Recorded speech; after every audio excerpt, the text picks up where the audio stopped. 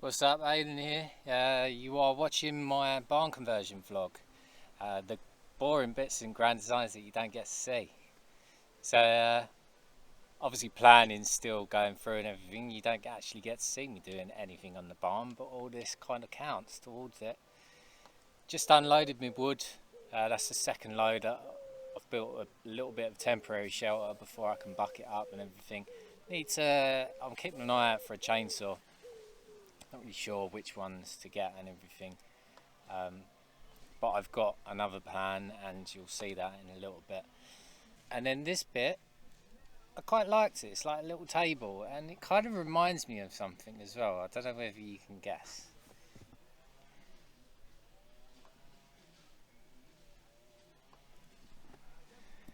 It's like modern art, that is. Today I'm just going to knock about and I need to get the strimmer out. You can hear in the background strimmer actions going on from neighbours. Next door sent out a couple of women to go and pick their ragwort from their field and stuff like that. I've got a little bit of ragwort that I've missed as well. I'm just going to get a strimmer out and just attack it basically, and then I'm off home for a little while, and then I'll be back and cracking on with stuff. See you in a bit.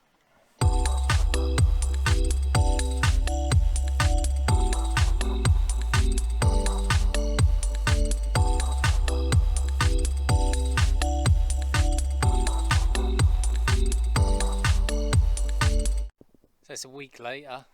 I've just come back. I've unloaded my van. It's empty now. So that was all my Dexium racking. £32. There's quite a lot there. Have a look. Not sure how I'm going to put that together, but I should have enough shelving from the containers now. So yeah, you might have just seen the action plan just come out the back of the van. 62 quid on eBay. I'm not sure if the motor's working or anything, but yeah, there's my sprayer. So it's got these bars on the edge. You just go like this. Oh, that's too stiff. Anyway, look, it's quite old. But yeah, them bars come out. It's got a motor on, so I'll stick my weed killer in there, and then it will just spray everywhere. In order to tow that, check out this bad boy. Yeah. So I hadn't had this of my neighbour because he's got two. So yeah, I'm just going to sit on this, tow that around, spray the field, get rid of the bloody thistles. And something else as well, just dropped it on the floor. Check this out. So you know, I was after a chainsaw and I thought, I said I might have another plan.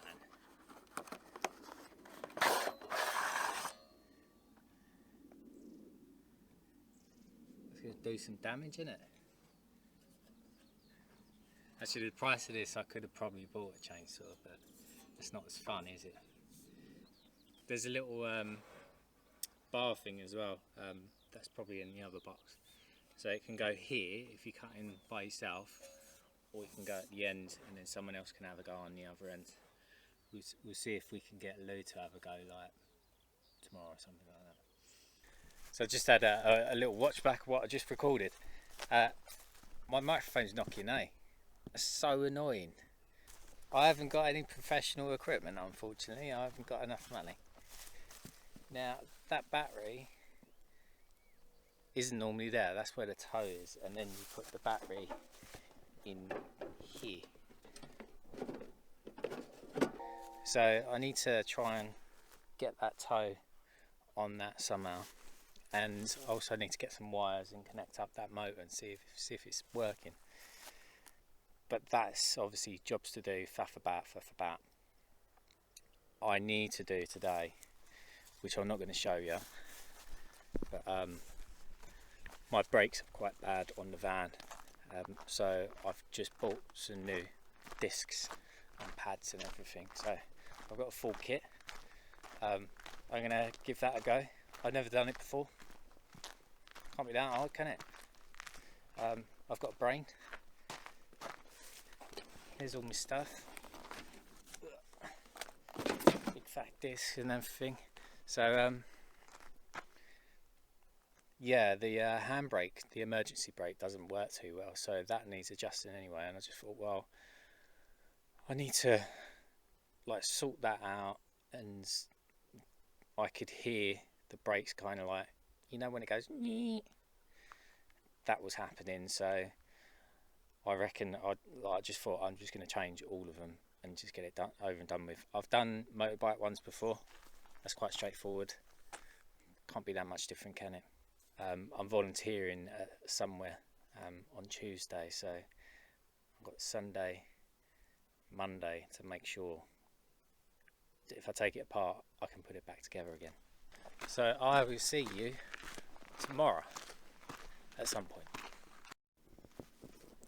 So it's a couple of days later. I'm just off to get some water from my borehole.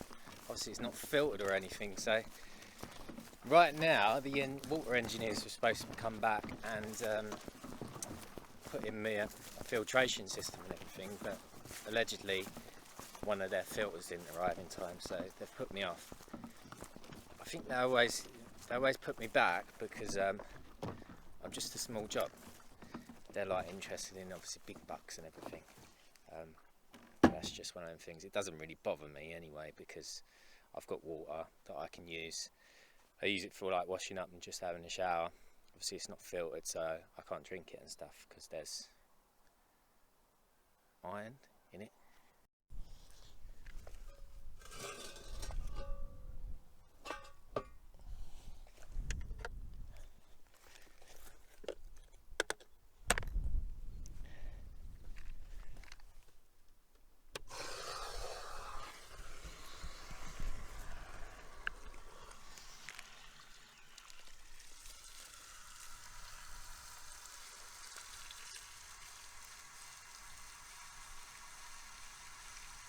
So I'll just do a quick like little snippet here because I might do a little bit more of a detailed video about planning and stuff like that. But so I've had quite a few hurdles and hoops to jump through with planning. Initially they wouldn't validate my application because there was no ecological survey and no land contamination report.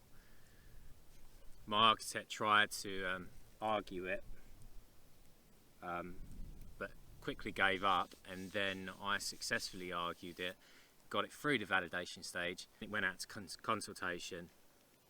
I've had to jump through the hoop of basically giving them the information that they required with a bit of an effort. So it did go from basically paying £1,000 for an ecological assessment or a PEA. I have ended up getting one for £300 basically, with a lot of effort and a lot of emailing round and stuff like that. So hopefully the planning officer is going to be alright with that, and the ecological consultant will be fine.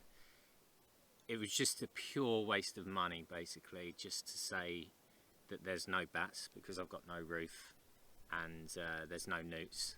I was supposed to speak to the planning officer today, which I will be, to agree an extension on determination because I had to supply this additional information. And she was expecting me today to say how much longer I needed, but I don't need any time because I'm on top of it and I've got it sorted out straight away. One of the reasons for that is because I've basically sorted it out myself and I've sacked my architect. Keep my fingers crossed. I'll speak to the planning officer today. I'll see whether she wants to be difficult about anything else. One of the things that she's might be difficult about is this field. So I wanted to extend the curtilage of the actual barn. It's probably like, it's not even a third, the top part of the field I wanted to be within the curtilage of the barn. She's saying about removing permit development rights because I'm encroaching on the countryside and stuff like that, so, which is stupid. like I wanted to put a polytunnel up and stuff like that, and just like grow my own food and stuff. But if she removes my permitted development rights, then I can't put anything up here. I can plant flower beds and stuff like that, but it's almost counter intuitive. But I can put my polytunnel on the agricultural lands. It's just stupid. Like, I don't understand why they just want to make life difficult. She asked for elevations for this as well, which my architect should have done, but because he was rubbish, he didn't do it basically. So I've done that now, because I'm one of them kind of people that I'll tackle anything. I'll do anything and everything, and if I don't know how to do something, I'll figure it out. Hopefully she'll be alright with it, because obviously I've already built it. But don't tell anyone. It's between me and you, alright? So I know you're wondering whether I sorted my van out. Of course I have. So just to let you know, so it was the handbrake, the shoes that were making that noise, because one side was down to the metal. So whoever owned it before me, they changed one side, put new brake shoes on for the parking brake, but didn't do the other side, and so it wore down. And that's the reason why it wouldn't hold when I parked and I was rolling down hills and stuff. So just having a chat with the planning officer. I think that I got through to the human behind at some point. Like, it took a few minutes of talking to her before she actually decided to speak like a normal person.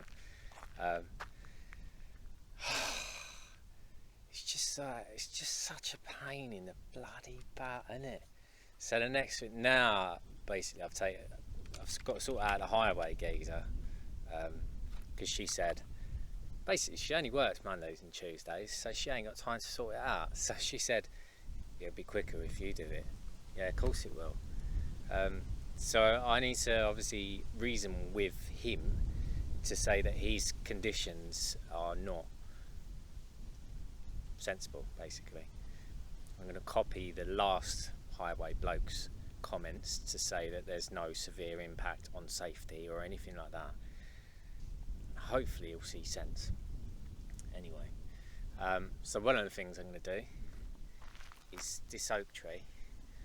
I'm going to age it quickly. I've got my measuring tape. I've looked it up on the internet, see how you age it. There's a load of brambles there. I've got shorts on. This is going to be wonderful.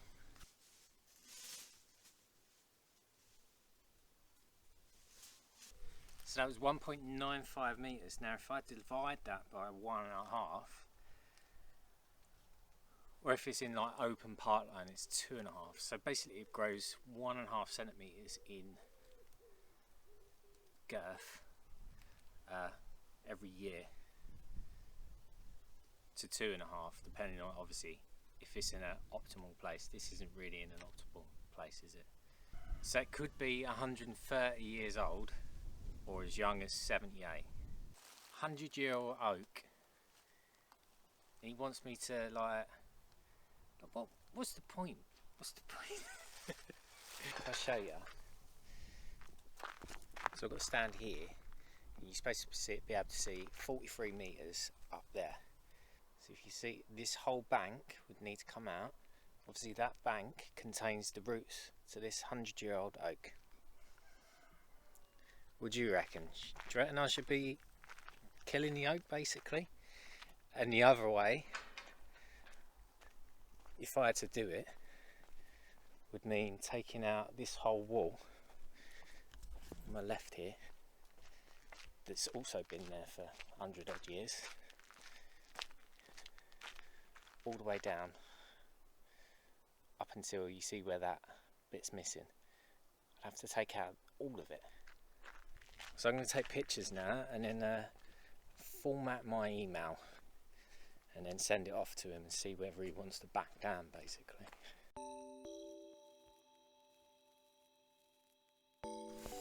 Just in that little ride there, I lost the key. I sorted these, penetrative oil on. I tested the motor. I don't know what that bit was for, I'm guessing. So yeah, thrust. I'll budget for now. Need to figure out how to attach show you.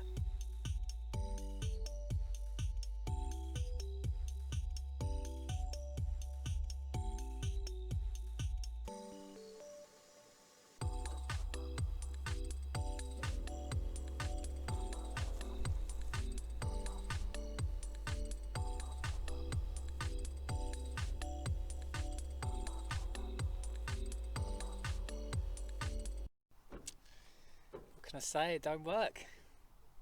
There's a leak as well down the bottom.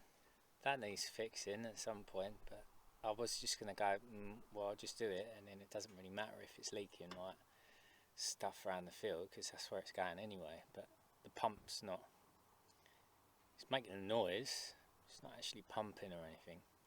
So anyway, I better sign off. It's getting late, you won't be able to see me soon and stuff like that, and I think this one's probably been long enough anyway. Hope you enjoyed watching. Sorry I'm not doing the barn yet, but that's how it is. That's life. If you ever do a barn conversion or anything, people take years to get through planning, so I just thought I'd start filming before I was really ready, because that's one of the things with doing a YouTube channel. You can always put things off and say, oh yeah, I need to do this first, I need to do this first. Just do it. Just start. Your first videos are going to be rubbish. This is what I'm doing, so like it or lump it. If you enjoy the video, or just following me, subscribe, push the bell notification, give me a thumbs up, because that shows YouTube that you appreciate the video, and then it might put it out there a little bit more, might not, don't really matter. I'm still going to do it anyway. See you later.